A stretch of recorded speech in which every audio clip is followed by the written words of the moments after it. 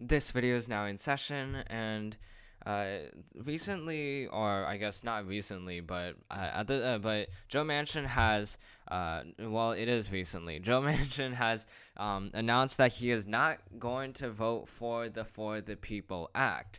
And to give some context to this, the For the People Act is an act about it's an act about giving voting rights back to the people. It's a response to Republican voting restrictions implemented in state legislatures, and the response is through a federal bill by Democrats. And Joe Manchin, the Democratic senator from West Virginia, has officially opposed this bill and given his reasons as to why. But the main reason is that he recognizes that Republicans don't like this bill, and as a result, that it's unwilling or it's unable to get bipartisan support, and instead he's backing his support on the John Lewis Voting Rights Act, which is a lot, which does similar things to the For the People Act, but is a lot more muted than the For the People Act. Now, during the beginning of this video, if you heard me pause, or if there was a pause before the start of this video, I apologize.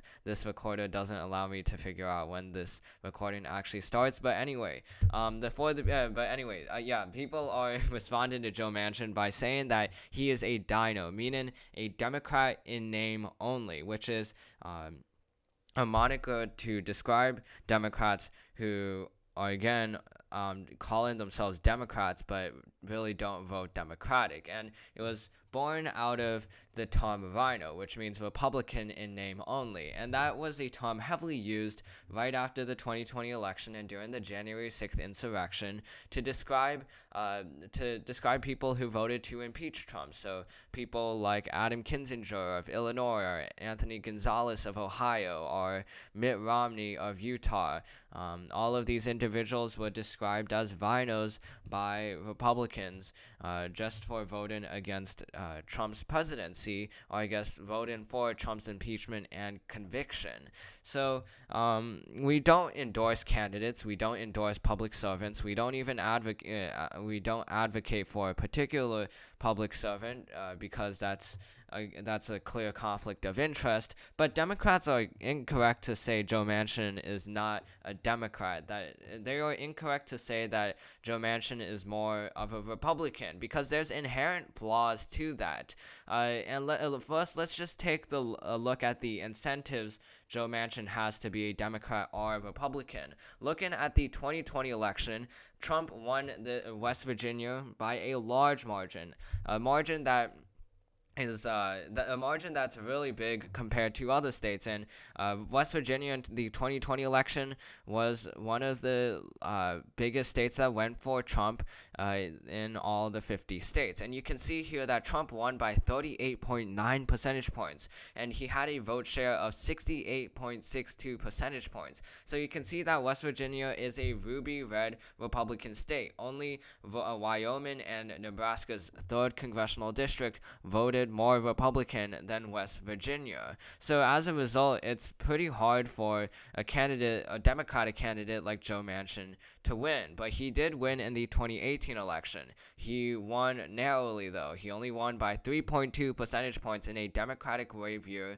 with Joe Manchin not even getting a majority of the vote. He got 49.55 percentage points, and this was a decrease from his 2012 election, where he won by 24.1 percentage points with a 60.57% vote share. So you can see that there was a drastic decrease from 2018 compared to 2012. So, and it's likely for that to keep continuing because of our because of how partisan our politics has gotten in these recent years. So, there's all the incentives for Joe Manchin to be Republican. If we look at the other senator from West Virginia, Shelley Moore Capito, she is a Republican, and she won her re-election campaign in 2020 by 43.3 percentage points. She won by 70.28%. Imagine if Joe Manchin was a Republican. He would easily win in elections, and he could practically be a senator until the day he dies.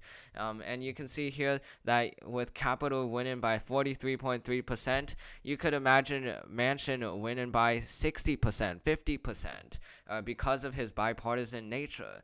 Yet he is still a Democrat, and he still intends to be a lifelong Democrat, which goes to show that he's still a Democrat if he's willing to be a Democrat in a very Republican state. The same thing applies to Kyrsten Sinema. She could very easily be a Republican, but she has nothing to gain from being a Democrat in Arizona.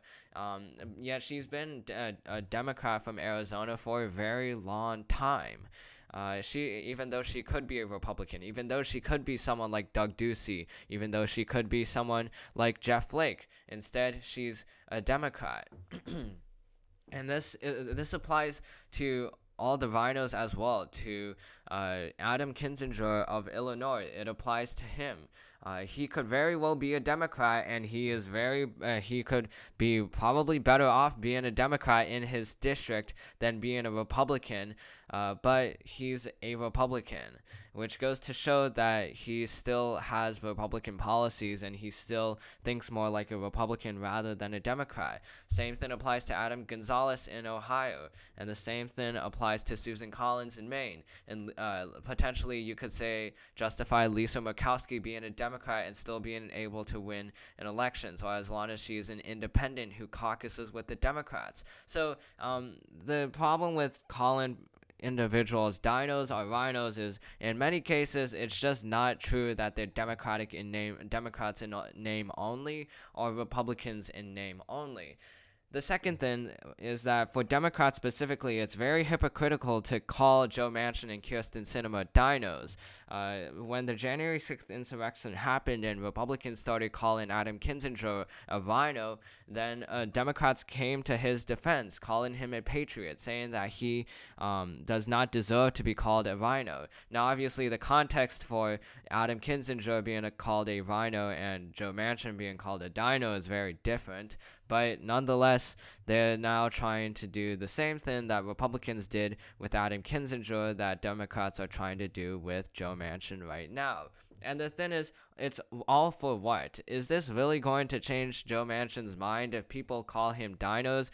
Psychologically speaking and historically speaking, humans don't like to be criticized. Humans don't like to be insulted by other people. So if Democrats are insulting Joe Manchin, then that's just going to make the situation worse for Democrats. And the thing is, they still need Joe Manchin. You can see right here that Democrats have a 50-50 majority in the Senate, which means that they need every single vote possible for all bills that apply under reconciliation. So calling Joe Manchin a dino, calling Kyrsten Sinema a dino will only just alienate the two senators who still have Democratic values, but don't feel like working with progressive Democrats because they're calling them dinos. And for progressive Democrats who do call them dinos, it's not like they stand to gain anything either. It's just gaining political brownie points that is completely unnecessary and detrimental to the idea of negotiating with other people and being able to resolve on key differences. So that's pretty much what's happening with Joe Manchin and Kyrsten Sinema. Joe Manchin has opposed the For the People Act, and Democrats can't really do anything about it because they do need Joe Manchin's vote. And Joe Manchin ultimately is trying to represent the interests of the partisan dynamics of West Virginia. So he isn't really at fault for trying to win elections. But at the same time, though, Democrats are still pounding at him, which, in our opinion, is not correct, even though, again, we don't endorse any candidate and we don't endorse any public servant. So that's the end of this video. Hope you enjoyed it. This video is now adjourned, and I'll see you in the next one.